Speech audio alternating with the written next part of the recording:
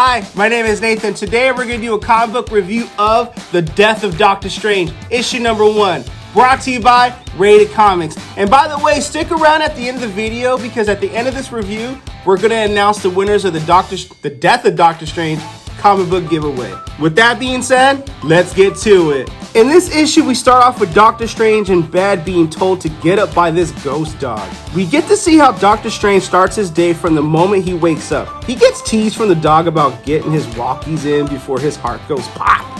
He brushes his teeth, goes downstairs, and Wong offered him breakfast. That looks yummy. Doctor Strange just wants coffee and asks Wong if he's been feeling Bat's head with worries about his cardiac arrest. I didn't know the dog's name is Bats. I love how he answers the question by not answering the question, but he did answer the question. Doctor Strange narrates the story of how he became Doctor Strange is well known at this point.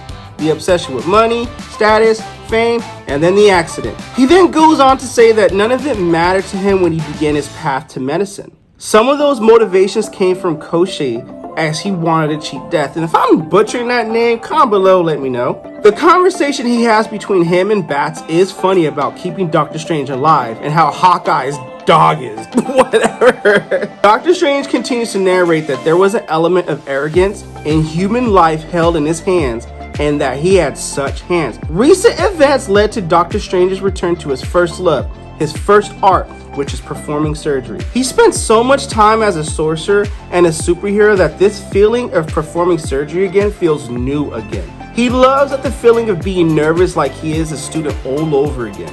Nostalgic, right? We're all suckers for it. But his nerves don't matter. His hands know what to do.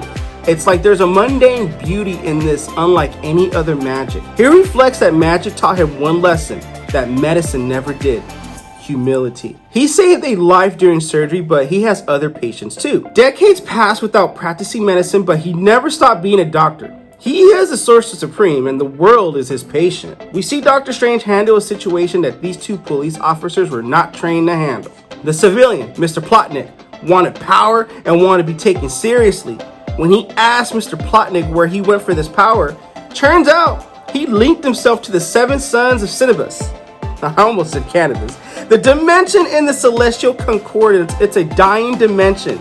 The screams of death in this dimension is causing Mr. Plotnik distress. Whatever is happening in there is being transmitted to him in here, or in him. Like surgery, Doctor Strange gets mystical gangster and severs that connection with magic. This was really cool to take in as Doctor Strange does this thing. He tells the officers he needs hospitalization and sees that he gets it. All they can do is sit back in awe. Police Academy didn't cover this, yo. Being needed elsewhere in Strange Academy, New Orleans, he tells the student that he is not the first Sorcerer Supreme, nor will he be the last. He was granted the title by the Blessed Vishanti when he, along with others, were tested to assess their worthiness. With this power comes grave duties, like being part of our planet's natural defenses. He continues to explain the students of Strange Academy as the world's ozone layer blocks ultraviolet radiation, along with other things. So too does the Sorcerer Supreme. Strange maintained the barrier, a master spell that strengthens the boundaries between our dimensions and other planets. Sorry, dimension, singular. All have attempted invasions of Earth in the past, but the barrier has prevented that. He tells the children this because the next Sorcerer Supreme is in this room. The Vishanti will call for another test in due time, and in the end, it may not be Stephen Strange who is left standing, or one of his enemies may just kill him. What a way to end the speech there. The school bell rings and Strange's foreshadowing demeanor changes to, well kids, don't concern yourselves with that. None have succeeded and class is dismissed. Doctor Strange is chased down by Doyle, Dormammu's son. He tells him that something weird is going on with his father and asks Strange if he heard anything. As Doyle tells Strange that he's connected to the dark dimensions and he feels that something is right.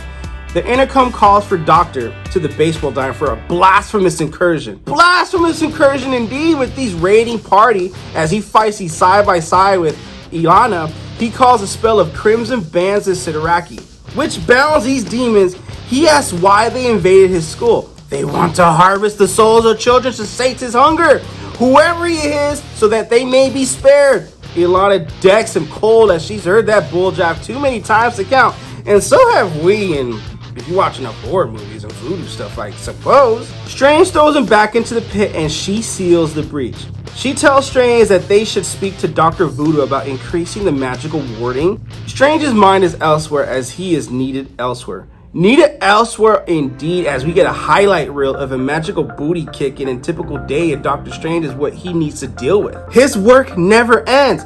And plus, come on, bruh. How you gonna pull up on him like that? And then again, I'll give the Robert credit. He probably didn't even know. He continues his narration with his responsibilities never ending.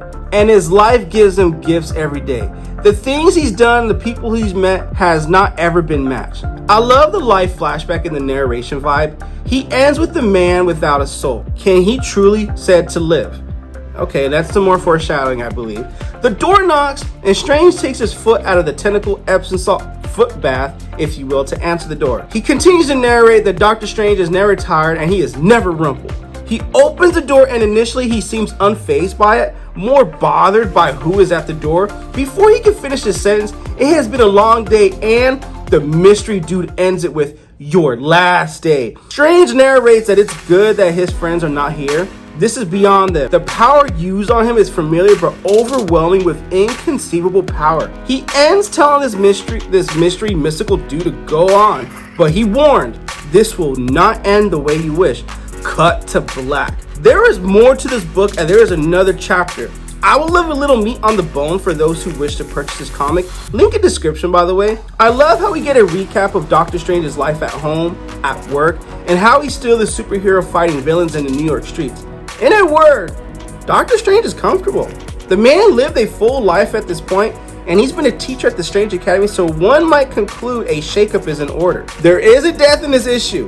Of course, obviously you mean. One tied to a rather clever idea that most readers will be dying to read the second issue. Me, of course. This first issue offers chapters breaks, which gives it a story feel. It's like we're reading history as it happened.